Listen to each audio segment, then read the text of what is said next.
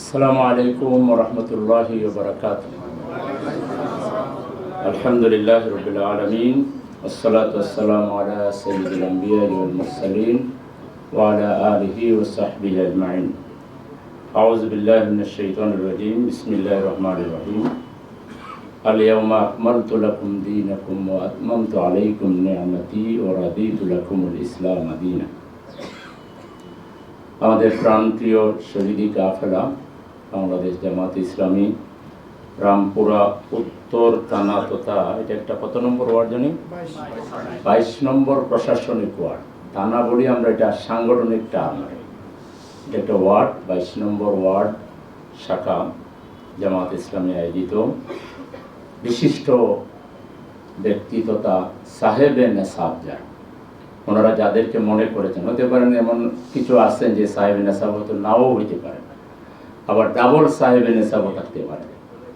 ওনারা যাদেরকে মনে করেছেন যে আপনারা এই কামিং রমজানে জাকাত দিবেন, এরকম কিছু ব্যক্তিকে বাছাই করে আজকের এই প্রোগ্রামে দাওয়াত রয়েছে। আমাদের সম্মানিত শিষ্য সাহেবে নেসাব ভাইয়েরা, সম্মানিত সভাপতি, অতিথিবৃন্দ, আল্লাহ রাব্বুল আলামিন মানব জাতির হেদায়েতের জন্য যে বিধান দিয়েছেন আল ইসলাম, এটা হচ্ছে তার পক্ষ থেকে সর্বশেষ এবং একমাত্র পরিপূর্ণ জীবন বিধান। আমি যে আয়াতটা তেলাওয়াত করেছি, আল ইয়াওমা আকমালতু লাকুম দীনাকুম ওয়া আতমামতু আলাইকুম নি'মাতি ওয়া রাদিতু লাকুমুল ইসলাম দীনান। আল্লাহ আমাদের দুনিয়ার জীবন পরিচালনার জন্য যে বিধানটা দিয়েছেন, এটা একটা পরিপূর্ণ বিধান, মোকাম্মল হায়াতে নিজাম। Islam is the complete code of life. মানে এখানে এমন কিছুর অভাব নাই যেটা অন্য কোথায় থেকে হায়ার করতে হবে। কিয়ামত পর্যন্ত যত সমস্যা আসবে, উদ্ভূত সমস্যার সমাধান দিয়ে একটি পরিপূর্ণ জীবন বিধানের নাম হচ্ছে ইসলাম। এটা আল্লাহ মনোনীত বিধান। আল্লাহ বলে দিয়েছেন যে এর বাইরে কেউ যদি আর কোনো বিধান তালাশ করে, আল্লাহ সেটা অ্যাকসেপ্ট করবেন না। ওমান ইয়াবতাগি গায়রাল ইসলামি দীনান ফালান ইউকবালা মিনহু ওয়া হুয়া ফিল আখিরাতি মিনাল খাসিরিন। কেউ যদি ইসলাম বাদ দিয়ে অন্য কোনো কোড, অন্য কোনো ব্যবস্থায় চলতে চায়, নিজের উন্নতি, নিজের মুক্তি খুঁজে, সেটা যদি সে পেয়েও যেতে পারে, পাওয়া না পাওয়ার কথা এখানে নাই, আল্লাহ সেটা গ্রহণ করবেন না। অন্য কোনো মতবাদ, অন্য কোনো আদর্শ, অন্য কোনো বিধানকে আল্লাহ গ্রহণ করবেন না। কেননা আল্লাহ নবী পাঠিয়েছেন এই বিধানকে পৃথিবীতে বিজয়ী করার জন্য। ওয়াল্লাযী আরসালা রাসূলাহু বিল হুদা ওয়া দীনিল হক লিইয়ুযহিরাহু আলা দ্বীনি কুল্লিহি। এক জায়গায় আছে ওয়ালাউ কারিহাল কাফিরুন, এক জায়গায় আছে ওয়ালাউ কারিহাল মুশরিকুন, আর এক জায়গায় আছে কাফা বিল্লাহি শাহীদা। আল্লাহ নিজেই সাক্ষী যে রাসূলকে আল্লাহ পাঠিয়েছেন দ্বীনে হককে পৃথিবীতে সমস্ত বাতিল দ্বীনের উপরে বিজয় করার জন্য। পৃথিবীতে বাতিল দ্বীনও থাকবে, আছে, এটা আল্লাহ জানেন, এবং সেই কারণে বাতিল দ্বীনের উপরে হক দ্বীনকে বিজয় করার জন্য শেষ নবীকে পৃথিবীতে পাঠিয়েছে। এবং এই কাজকে আল্লাহ পছন্দ করেন।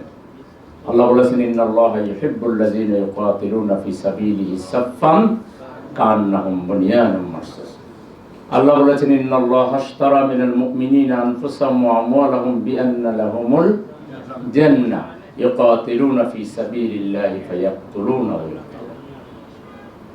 আল্লাহ বলেছেন, আমি মাল আর জান দুইটা আমি দিয়েছি, আমি আবার কিনে নিয়েছি বেহেশতের বিনিময়ে, অতএব হারাবার কিছু নাই। তোমরা আল্লাহর পথে সংগ্রাম করো, সংগ্রাম করার মতো করে।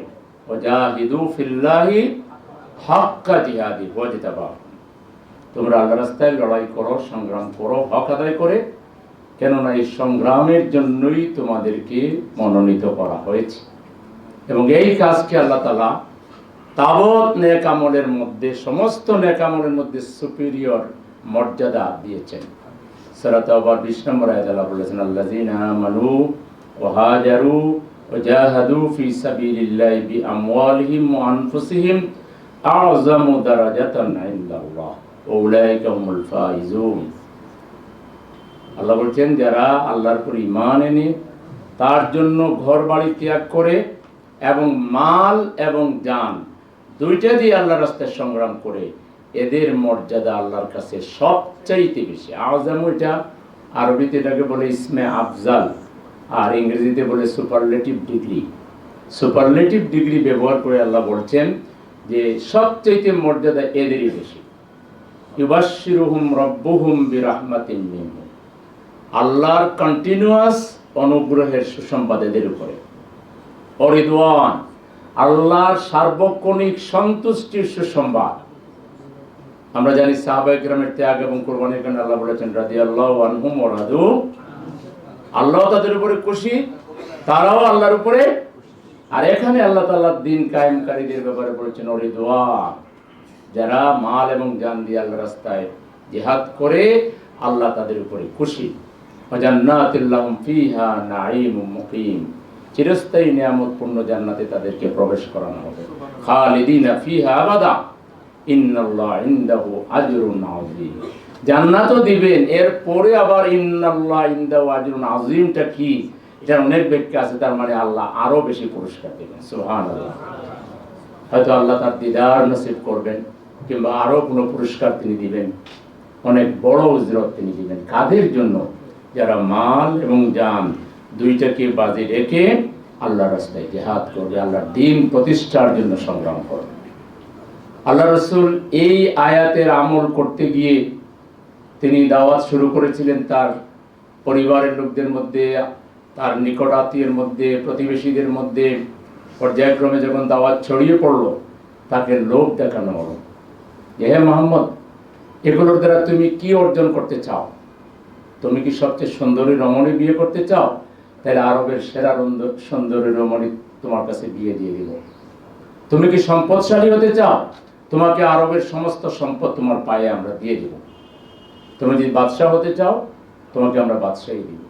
কিন্তু দিন বাদ দিয়ে, আল্লাহর নির্দেশ বাদ দিয়ে, আল্লাহর হুকুমের বাইরে গিয়ে দুনিয়ার জন্য রাজত্ব তিনি চান নাই, প্রত্যাখ্যান করেছেন। এরপরে তাকে থ্রেটেনিং করা হয়েছে তার গার্জিয়ানদেরকে যে মোহাম্মদ যদি এই পথ থেকে সরে না যান, তাহলে তাকে আমরা এই করবো সেই করবো। এবং তারা করেছেন। ওপরে তার বাসভবনে অ্যাটাক করেছেন, রাস্তায় তাকে আটক করে নির্যাতন করেছেন, খানায় কাবায় নামাজরত অবস্থায় উঠে নাড়ি বুড়ি তার উপরে দিয়ে তাকে পিষে মারার চেষ্টা করেছেন।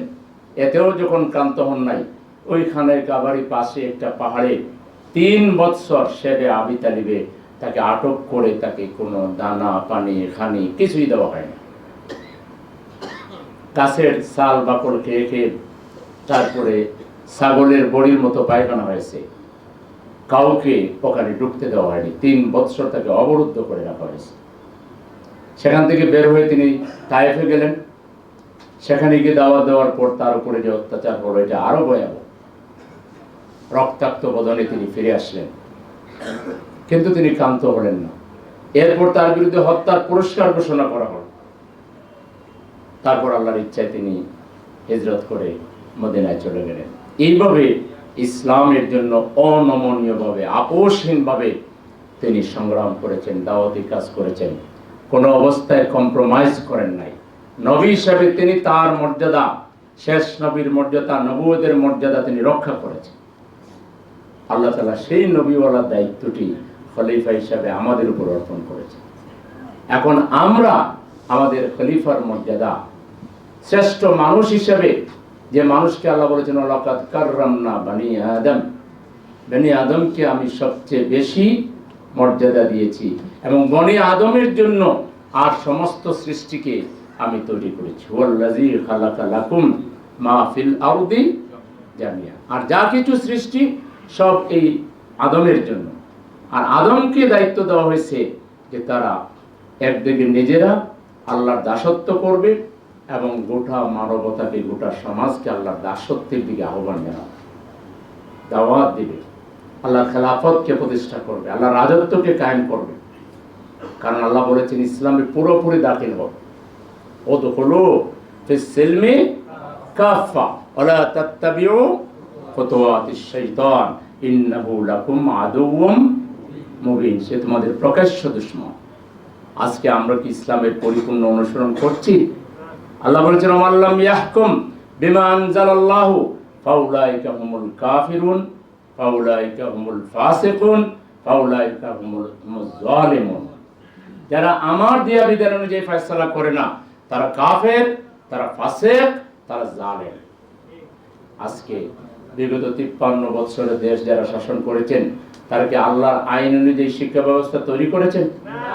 রাজনৈতিক ব্যবস্থা তৈরি করেছেন? অর্থনৈতিক ব্যবস্থা করেছেন? সাংস্কৃতিক বিভাগ করেছেন? পার্লামেন্ট করেছেন? বিচার বিভাগ করেছেন? সামাজিকভাবে সুবিচার কায়েম করেছেন? বরং সম্পূর্ণ বিপরীতে তারা মানুষের তৈরি করা আইন দিয়ে, হায়ার করা আদর্শ দিয়ে সংখ্যাগরিষ্ঠ মুসলমানের দেশে 90% মানুষ মুসলমান।